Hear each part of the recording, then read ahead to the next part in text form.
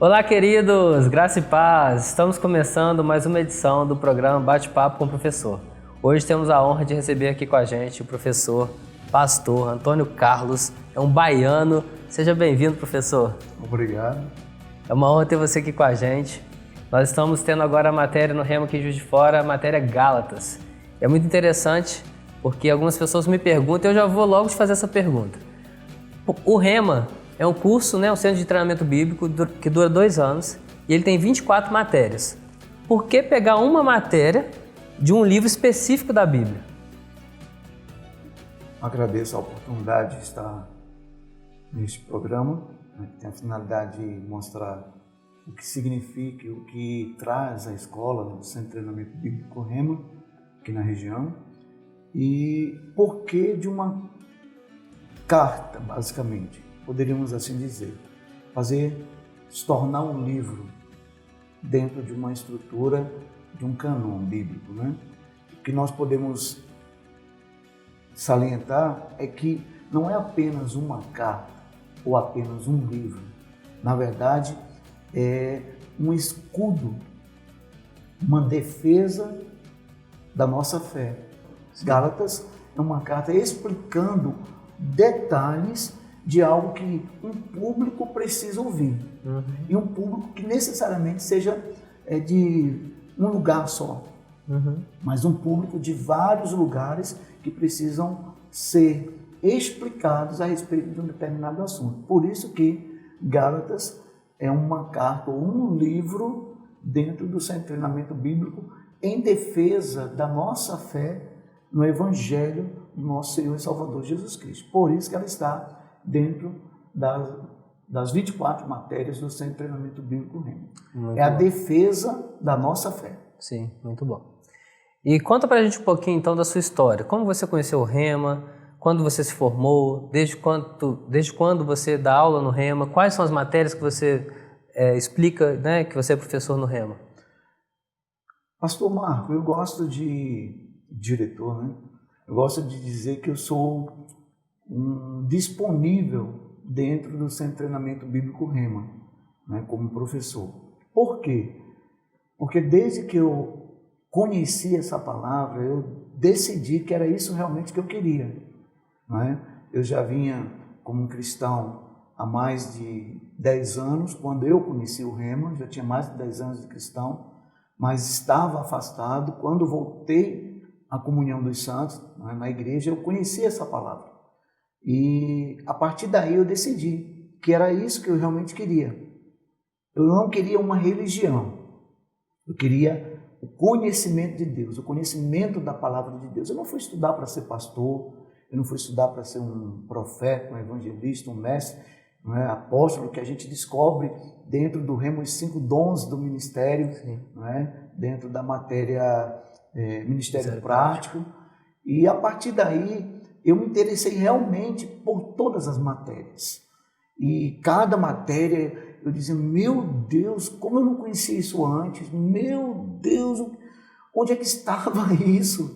E eu percebo que hoje, quando estou dando aula, a mesma coisa acontece com os alunos ali em sala de aula, que já são cristãos, já nasceram de novo, mas a revelação que o Centro de Treinamento Bíblico Rema, as matérias trazem para elas, isso até como professor nos deixa muito felizes. Nós nos sentimos assim, vamos dizer, utilizáveis, se poderíamos dizer assim. Então, quando eu me coloco à disposição do Rema para trabalhar e servir na escola, e olha, diretor, que eu não sirvo somente como professor, eu também fui líder de monitoria dentro do Centro de Treinamento Bíblico Rema. Muito bom. Servindo por causa da gratidão que eu tenho pelas revelações que eu recebi dessa palavra. E hoje eu ensino as matérias que vêm na minha agenda. Aquela matéria que eu ainda não ensinei, para mim é um desafio, e como um bom aluno vou estudar aquela matéria novamente, busco materiais adicionais àquela matéria e me sinto muito livre, muito à vontade, porque por amar a palavra da fé, por amor mesmo, a transformação que aconteceu na minha vida, desde o dia que eu entrei na sala do Rema, me sentei lá para ouvir aqueles professores e a minha vida foi transformada. Amém. Então, hoje eu me sinto disponível Amém. para aquilo que a escola, o Centro de Treinamento Bíblico Rema nos chama, nos convoca para levar essa palavra em várias unidades, né? Uma hora estamos no sul do país, outra hora estamos no norte do país, outra hora estamos no sudeste, outra hora no nordeste, outra hora no centro-oeste, talvez até em outra nação, levando essa mesma palavra que não muda. Amém. Então, para nós, e para mim particularmente, é privilégio servir no Rema, ser professor do Rema e fazer parte dessa grade de professores, de ministros dessa escola. Estar aqui hoje em Juiz de Fora, para mim, é um privilégio de ser instrumento de Deus para a transformação de vidas através da escola. Amém, amém. Para a gente também é uma honra receber o senhor aqui. Eu vou te confessar, quando eu fiz essa matéria, 2016, se eu não me engano, ou 2017, eu já era cristão há mais de 30 anos e me deu vontade de levantar a mão e aceitar Jesus novamente. Essa é a Porque ela me confrontou de uma forma. Eu tinha algumas práticas judaizantes que eu vinha aprendendo durante os anos, né, de cristão. E quando eu comecei a escutar essa matéria, veio me confrontando de uma forma que eu falei, meu Deus, eu preciso... É aquilo que a palavra diz, né? Conhecereis a verdade, ela vai te libertar. Libertar de mentiras, libertar de sofismas, de enganos. Isso aconteceu de verdade comigo. Então eu queria que você falasse um pouquinho sobre isso, dessas práticas, né, que as pessoas aprendem durante um tempo de cristão. E quando Paulo escreve essa carta para os Gálatas, ele escreve para poder instruir eles, né, para alertar eles a alguma coisa. O que é exatamente? O porquê de Paulo escrever essa carta aos Gálatas? Vamos lá. Quando nós estudamos a matéria de Gálatas, nós percebemos uma certa ligação com Atos dos Apóstolos. Por que percebemos isso? Essa primeira viagem missionária de Paulo, lá em Atos dos Apóstolos, foi exatamente para a região da Galácia, onde estão as igrejas de Listra, Derbe, Antioquia. Exatamente naquela chamada Ásia Menor, foi onde Paulo iniciou o seu ministério de implantação de igrejas. O que acontecia após isso, a implantação das igrejas? Paulo supervisionava essas igrejas enviando cartas. Em algumas delas, Paulo não pôde estar presente, mas Paulo soube que algumas pessoas, depois dele ter ido, implantado aquela igreja, né, levado o evangelho para aquelas pessoas, alguns judeus que não foram enviados pela liderança de Jerusalém, no caso Pedro, Tiago e João, que eram os líderes da igreja em Jerusalém, alguns judaizantes saíram de lá e foram a essas regiões dizer que o evangelho que Paulo pregava não era o evangelho que Pedro, Tiago e João pregavam. Ou seja, era dizendo que eles tinham que acrescentar mais alguma coisa, porque a igreja de Jerusalém ainda tinha algumas práticas dos costumes judeus. Preste atenção, algumas práticas dos costumes judeus, mesmo sendo igreja de Cristo. Mas os costumes nacionais, costumes locais, eles tinham esses costumes ainda, por serem judeus. Então, eles não perderam alguns costumes. O que acontece? A igreja de Jerusalém, ela não percebeu e ela não se atinou para como seria a vida daqueles gentios que iriam se converter ao cristianismo. Eles tinham que ter as mesmas práticas dos judeus, preste atenção, práticas, costumes nacionais. Poderíamos chamar de culturais. O que acontece? Esses judaizantes, chamados de judaizantes, que saíram de Jerusalém, estavam agora dizendo para a igreja da Galácia, aqueles irmãos que a maioria não era judeu, a maioria era gentil, eram de outras nacionalidades, tinham que ser obrigados a ter os mesmos costumes da igreja de Jerusalém. Estamos falando de costumes, de culturas. Eram nascidos de novo, mas ainda tinham alguns costumes de guarda de dias, guarda de cerimônias, guarda de várias leis que estavam incluídas no Pentateuco. Eles seguiam a lei antiga. Eles ainda seguiam o que nós chamamos de lei, que pensamos que era algo obrigatório para o cristão, seria aquilo que foi determinado no Pentateuco. Gênesis, Êxodo, Números, Levítico e Deuteronômio. Então, para o judeu, essa é a lei. É o que está escrito na lei. Não é? E aí o que acontece? Os gentios estavam começando a ser chamados a atenção por esses judaizantes de que teriam que, mesmo nascendo de novo em Cristo, mesmo recebendo o evangelho que Paulo pregou, eles deveriam ter os costumes, a cultura judaica, senão não seriam salvos.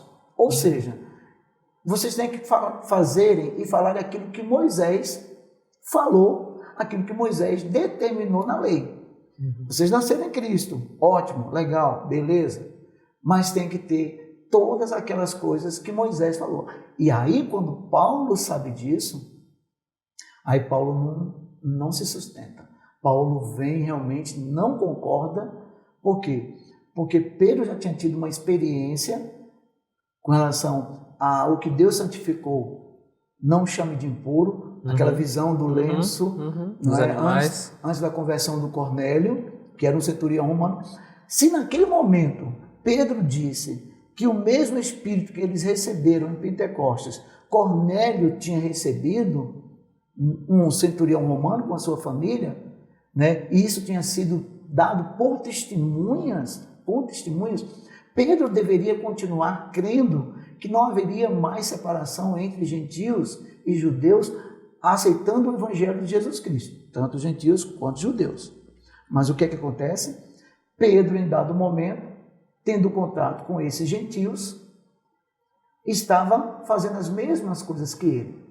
Quando os judeus chegaram de Jerusalém, Pedro se ausenta desses irmãos gentios por causa dos costumes judaicos, da cultura judaica. Paulo chama a atenção dele, isso está também na carta aos Gálatas. Pedro, como é que você se comporta com os nossos irmãos em Cristo, que não foram circuncidados, não estão embaixo da lei de Moisés, porque estão embaixo da lei de Cristo, que é a graça, que é o favor que Deus veio e os fez merecer, os concedendo a filiação? Como é que você se comporta dessa forma, Pedro, diante dos nossos irmãos?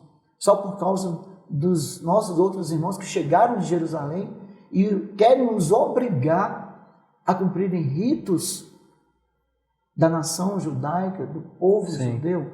Porque, vamos lá, eram ritos, eram culturas, eram cerimônias. Eles estavam querendo acrescentar essas cerimônias, esses ritos e guardas de dias e outros costumes nacionais do povo judeu, obrigando o povo gentil, os cristãos gentios, a terem a mesma atitude.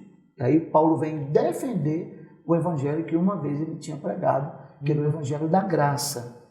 O evangelho que você não tem que fazer para merecer em Deus, mas que Jesus já fez, Jesus já cumpriu, e agora, sem merecer, mas por aceitarmos a Jesus, o seu evangelho, nós somos aceitos por Deus como filhos.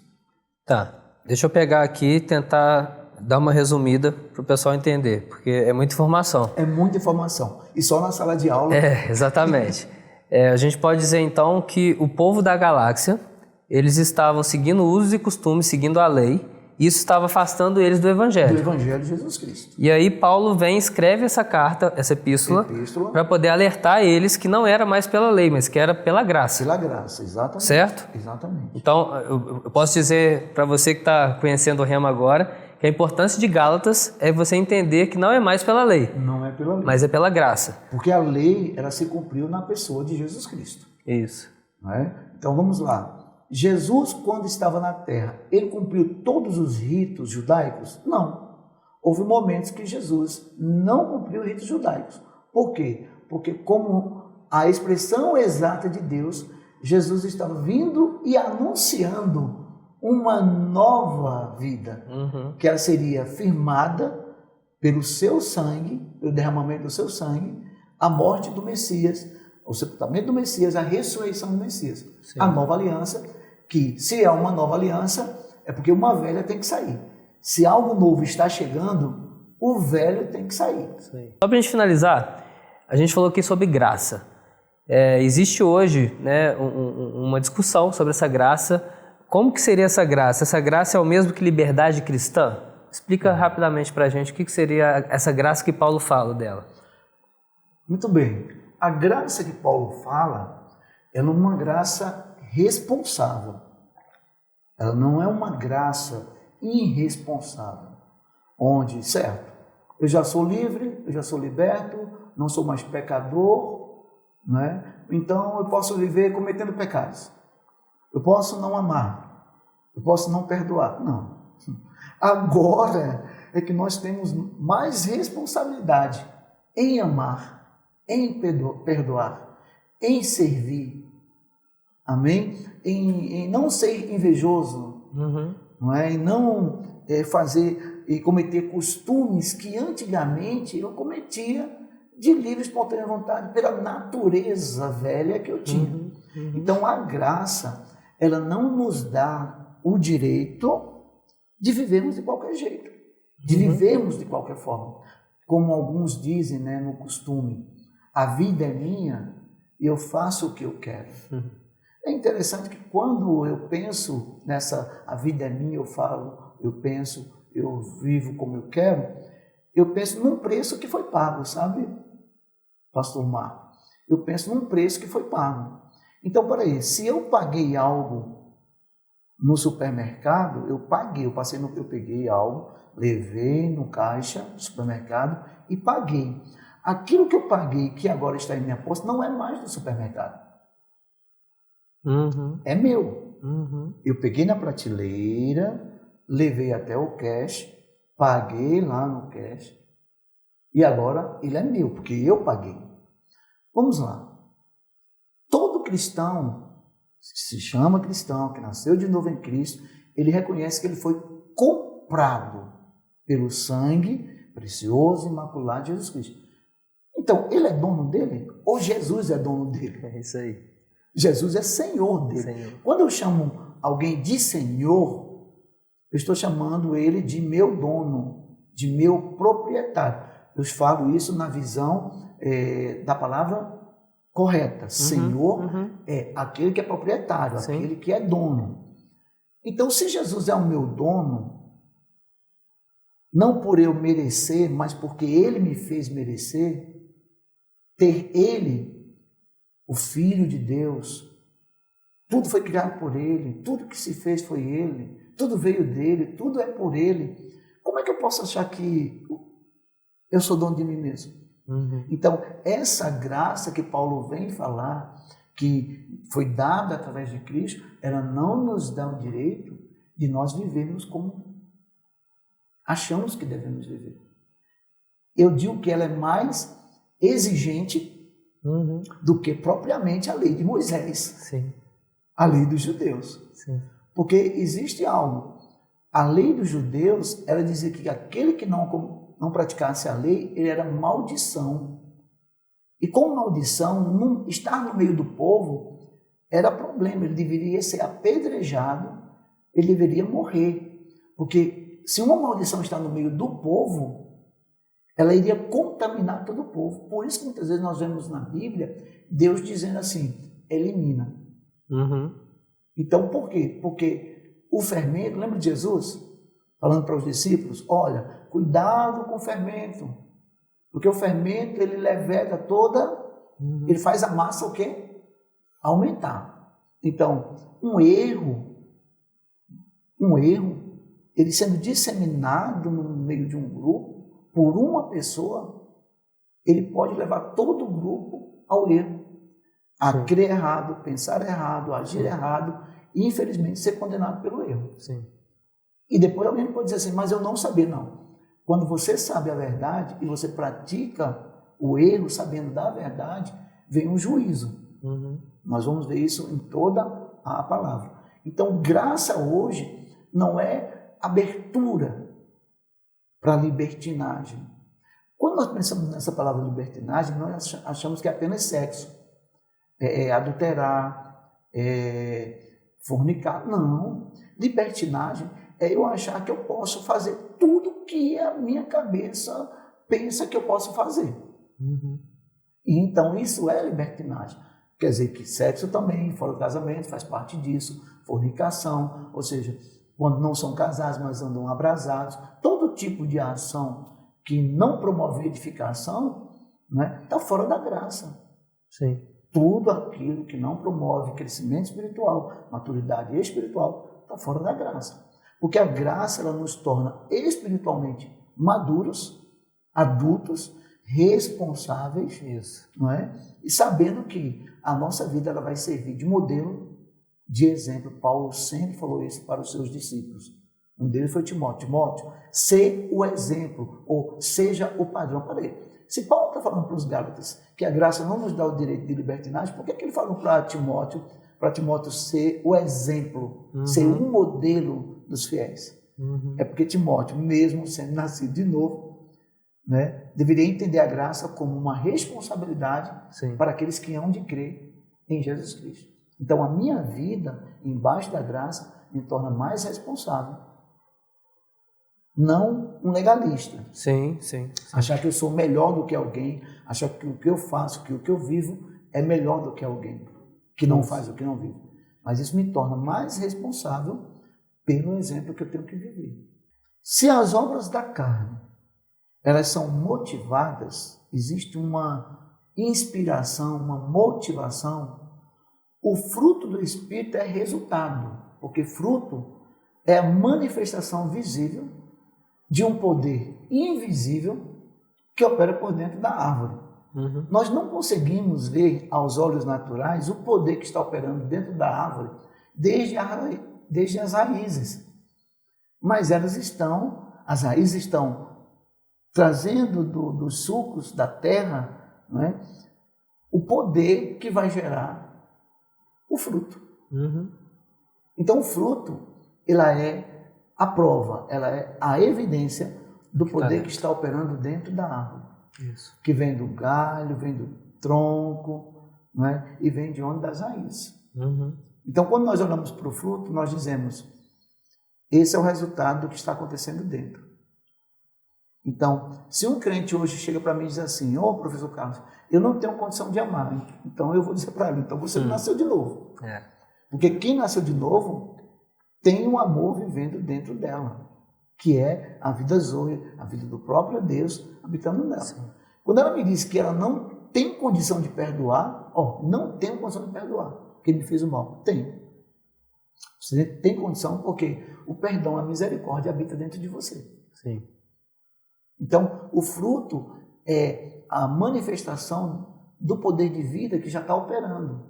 Então, se a minha vida está em Cristo, como Paulo sempre citou isso, em Cristo, nele, através dele, por ele. Quantas vezes Paulo falou nesses termos? Porque a vida em Cristo, aquele que está em Cristo, ele vai produzir a evidência da vida de Cristo nele. Amém.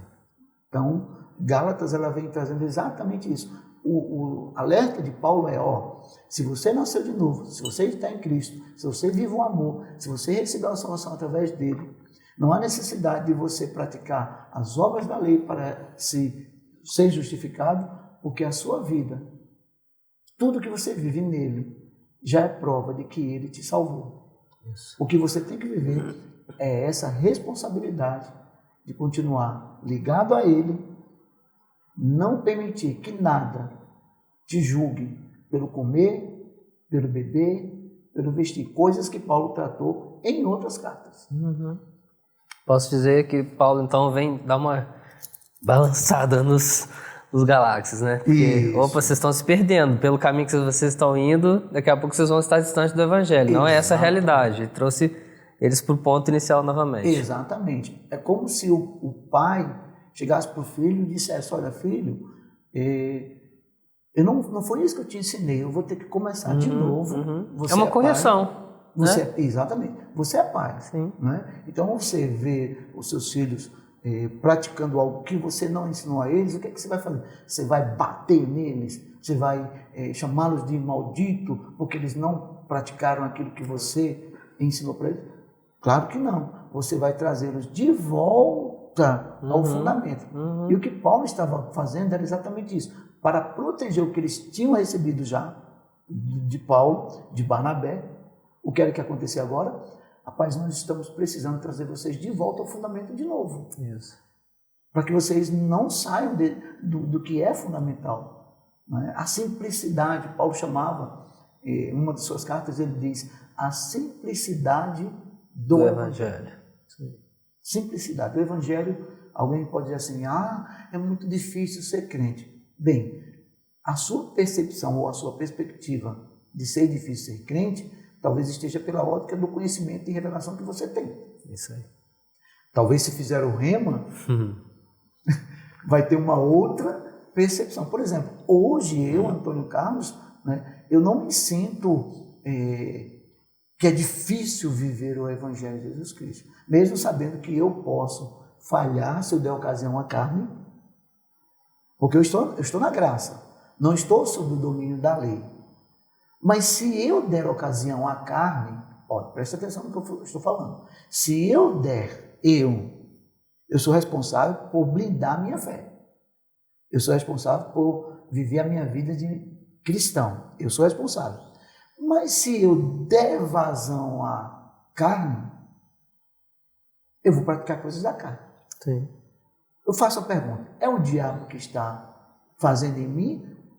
Ou fui eu que dei vazão? Eu permiti. Sim. Não é? Sim. Então, Paulo está dizendo, olha, se vocês voltarem à lei, ao judaísmo, às práticas da lei mosaica, não é? Vocês estão perdendo a bênção de Abraão, vocês estão perdendo o que foi prometido no Messias, vocês estão perdendo porque vocês vão tentar fazer para obter e não vai dar certo. Sim. Então, nós podemos entender hoje que se você quer ter mais conhecimento da palavra, se você quer ter essa palavra revelada, venha conhecer o Rema. Aproveite que as nossas matrículas para 2024 já estão abertas. Acompanhe as nossas redes sociais, nosso Instagram é o RemaJF. Ative o sininho aqui do canal no YouTube para que você fique sabendo das próximas postagens. A próxima matéria já começa na próxima sexta-feira e será também muito bom e eu espero vocês acompanhando a gente. Professor, obrigado pelo seu carinho, obrigado aqui pelo seu tempo com a gente. É uma honra ter o senhor com a gente. Muito obrigado e faça a sua inscrição no Centro de Treinamento Bíblico Rema, Juiz de Fora. Está de portas abertas, de braços abertos para receber você.